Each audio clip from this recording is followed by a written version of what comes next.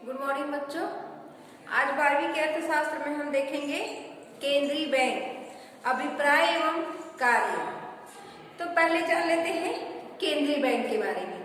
केंद्रीय बैंक जो होता है हमारे देश का सर्वोच्च बैंक होता है और सभी प्रकार के निर्णय लेने का अधिकार होता है। यह देश का शीर्ष बैंक भी होता है और नोट छापने का, निर्गमन का, स्टॉक की व्यवस्था का और विदेशों के साथ लेन देन सारा कार्य जो है केंद्रीय बैंक द्वारा दिया जाता है। Reserve bank of India Bharat का केंद्रीय बैंक है। रिजर्व बैंक ऑफ इंडिया जो है भारत का केंद्रीय बैंक है और यह बैंक जो है अर्थव्यवस्था में मुद्रा की पूर्ति का भी, ये मुद्रा की पूर्ति और साख का नियंत्रण भी केंद्रीय बैंक द्वारा होता है। केंद्रीय बैंक ही नोट को छापने का और छापने के बाद जो सरकारी खजाना तक पहुंचाने का कार्य इन्हीं का होता है, लेन देन, क्योंकि मुद्रा स्फीति, संकुचन, सारा चीज नियंत्रित रखने का कार्य भी ये रिजर्व बैंक का ही होता है। तो केंद्रीय बैंक हमारे देश का सर्वोच्च बैंक है और सारा अधिकार इन्हीं को दिया गया है और इनके अंदर में ही पूरा जो और जितने भी बैंक है वो होता है, यही कार्यान्वित करते हैं, उनको दिशा देते हैं, सारा मार्गदर्शन यही करते हैं। तो केंद्रीय बैंक हमारे देश का सर्वोच्च है और विदेशों के साथ ऋण, लेन देन जो भी कार्य है केंद्रीय बैंक के द्वारा ही किया जाता है। अब देखते हैं रिजर्व बैंक की स्थापना के उद्देश्य, किस उद्देश्य से किया गया है। केंद्रीय बैंक तो बहुत कुछ, तो भारतीय रिजर्व बैंक में इसकी स्थापना के बारे में बहुत सोचे कि कब इसकी आवश्यकता पड़ी, क्योंकि बहुत सारे हमको विदेशों से ऋण लेना पड़ता है। जैसे इसमें दिया है रुपए के आंतरिक एवं बाह्य मूल्यों में स्थिरता लाना। मूल्यों, जैसे रुपए के मूल्य है तो आंतरिक एवं बाह्य, जिस पर कोई रोक टोक ना हो, जिस पर कोई कशिश ना हो, कसने का कोई साधन ना हो, तो रुपए का लेन देन में बहुत ज्यादा उतार, मुद्रा स्फीति, मुद्रा संकुचन की स्थिति बनी रहती है। तो ये केंद्रीय बैंक जो है उस पर कसाव रखता है कि मार्केट में कितना जो है रुपए तरल रूप में रहना चाहिए, कितना नहीं, कितना का हमको फिक्स डिपॉजिट अलग रखना पड़ेगा, कितने से हमको उधार लेना है, कितना नहीं लेना है, ये सारा चीज कौन देखता है? रिजर्व बैंक देखता है।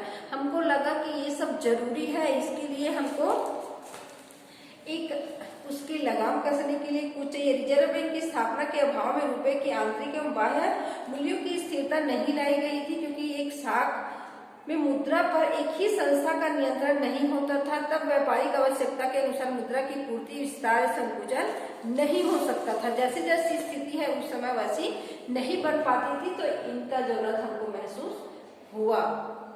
अब दूसरा दिया है सार्वजनिक ऋणों की व्यवस्था करना।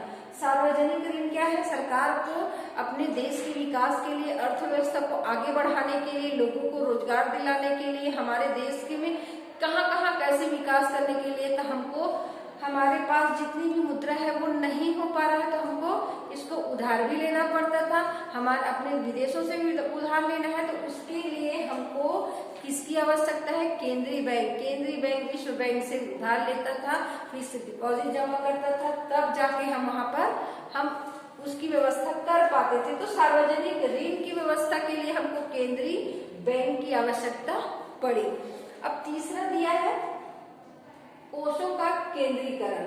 जो कोष होता है, जितने भी बैंक नगद कोष अलग रखते थे और जो हमारा जो इसमें बैंकिंग प्रणाली में दृढ़ता नहीं आ पा रही थी, तो उस कोषों को केंद्र के पास केंद्रीकरण करने के लिए एक ऐसे बैंक की, एक ऐसी केंद्रीकरण करने वाली शक्ति की आवश्यकता थी जो उसको एक ऐसी जगह में बांध के रखे और कहाँ ले जा रहे हैं, कहाँ पर खर्च करना है, कैसे आ रहा है, इन सब चीज का लेखा जोखा वो कर सके।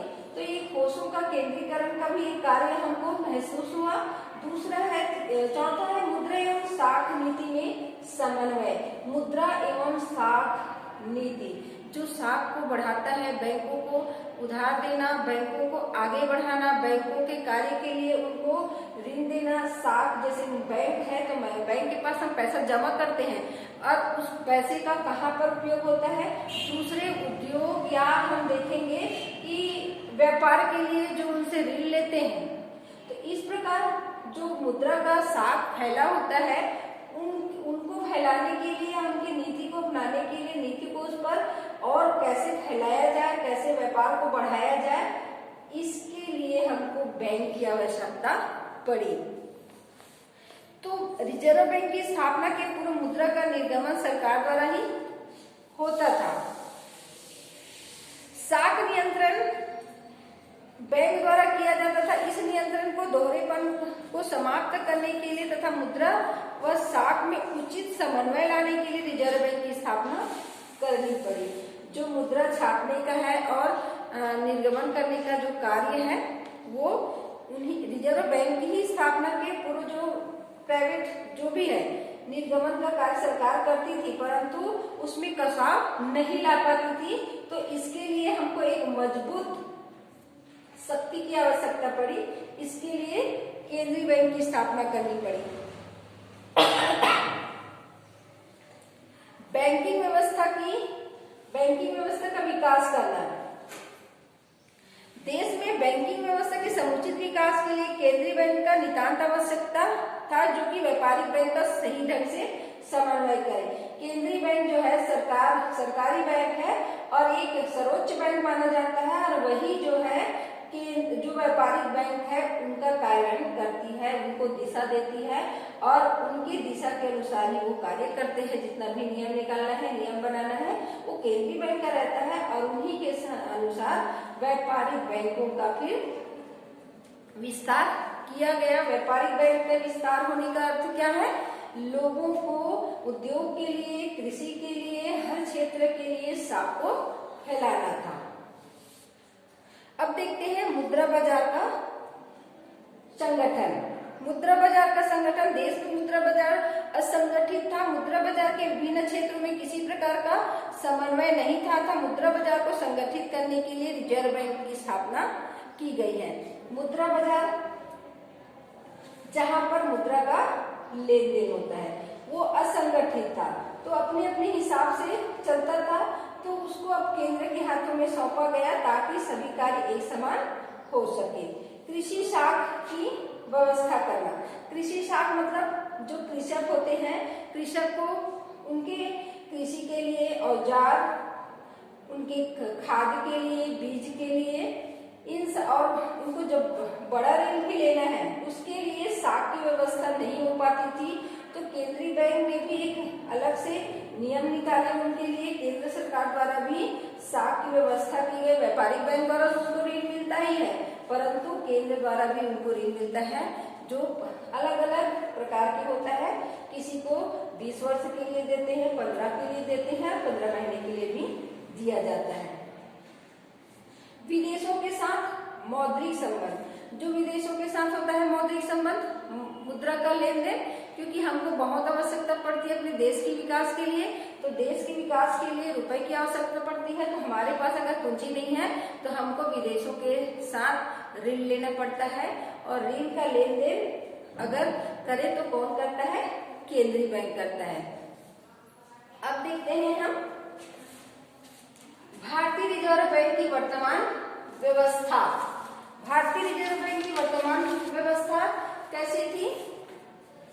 तो रिजर्व बैंक प्रारंभ में निजी शेयर होल्डरों का बैंक था। इसकी पूंजी 50 करोड़ रुपए थी और 100 रुपए वाले 50 शेयरों के विभाजित थी। किंतु जनवरी सन 1949 को भारत सरकार ने रिजर्व बैंक का राष्ट्रीयकरण कर दिया। निजी शेयर होल्डरों के सभी शेयर का सरकार ने स्वयं खरीद लिए।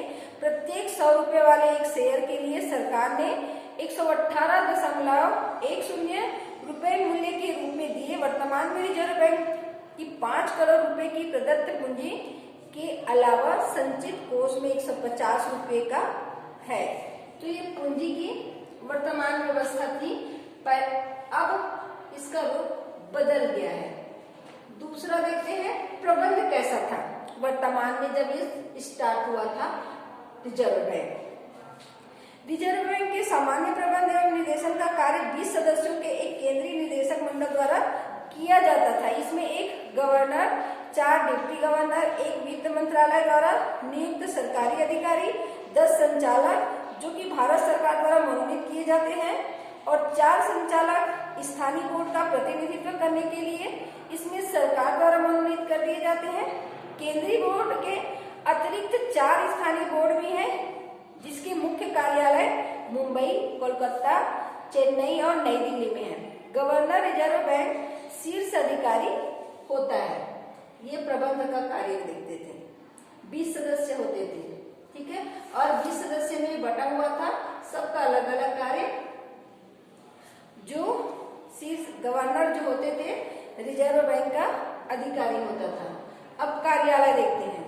भारतीय रिजर्व बैंक का प्रबंध कार्यालय मुंबई में स्थित है, लेकिन अपने कार्य को सुचारू ढंग से चलाने के लिए अपने नई दिल्ली, कोलकाता, चेन्नई, बेंगलोर, अहमदाबाद, नागपुर, कानपुर, हैदराबाद, पटना में अपने स्थानीय कार्यालय भी खोल रखे हैं। केंद्रीय सरकार के अनुमति से रिजर्व बैंक किसी भी स्थान पर अपनी शाखा खोल सकती है। जिन स्थानों पर रिजर्व बैंक की शाखा नहीं है वहां स्टेट बैंक ऑफ इंडिया इसके प्रतिनिधि के रूप में कार्य करता है। जहां पर उनका कार्यालय नहीं है वहां पर स्टेट बैंक जो है उनके प्रतिनिधि के रूप में कार्य करते हैं। रिजर्व बैंक के अब विभाग देखते हैं। निर्गमन विभाग। देश में नोट निर्गमन का कार्य रिजर्व बैंक का नोट निर्गमन विभाग करता है। यह विभाग नासिक प्रेस में छापे गए नोटों का सरकारी खजाना में वितरण करता है। नासिक के जो नासिक प्रेस है वहां पर नोट छपने का कार्य होता है, फिर सरकारी खजाना में उसको भेजा जाता है। दूसरा दिया है कृषि साख विभाग।